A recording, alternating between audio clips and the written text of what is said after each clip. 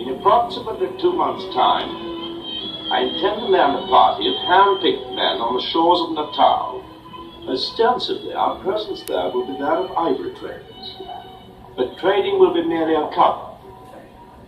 My ultimate purpose will be to contact Shaka Zulu in order to secure an alliance with His Majesty King George.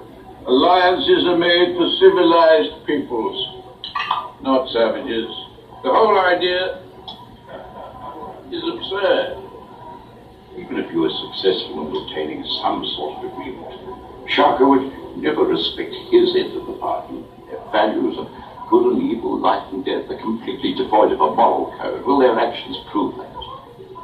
There is no defined perspective on their human relations. They're pagans, Lieutenant, and pagans lack reason. How do they, Reverend? Well, wasn't Cicero a pagan? Tacitus, Virgil, Homer, Julius Caesar, Plato, Aristotle, Socrates.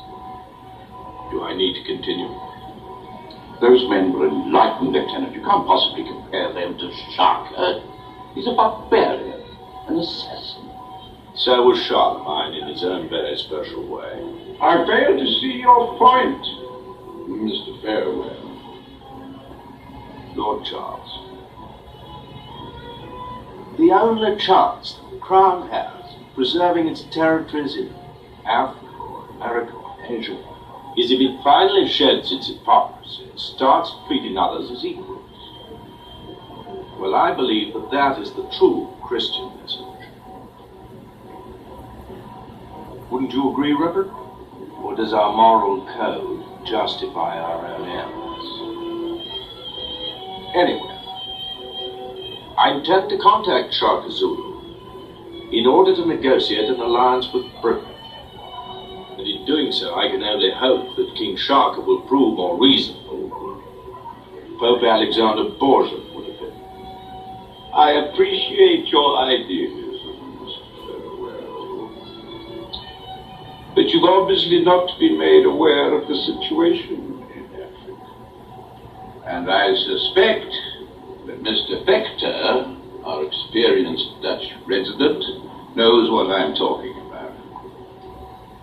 No, I don't feel that I can approve this absurd vision. But you have no choice, Lord Charles. Mr. Farewell's mandate came from Downing Street. And the Colonial Office requests your complete cooperation.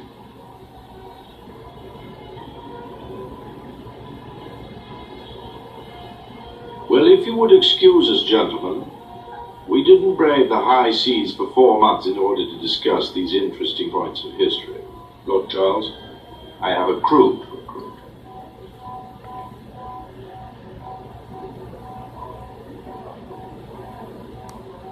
Good day, sir. Lieutenant, please excuse me, gentlemen. Mr. Farewell, may I walk with you? I want you to understand, Mr. Farewell, that you are planning to confront an awesome savagery. Thank you, Mr. Vector. I shall certainly heed your warning. Mr. Farewell, I want to go with you on the expedition. Also, I speak the Xhosa language, which is very similar to the Zulu language, reasonably well. In short, Mr. Farewell, I may be indispensable to your expedition. Perhaps you are. Is that an Englishman's way of saying that you'll take me? Perhaps.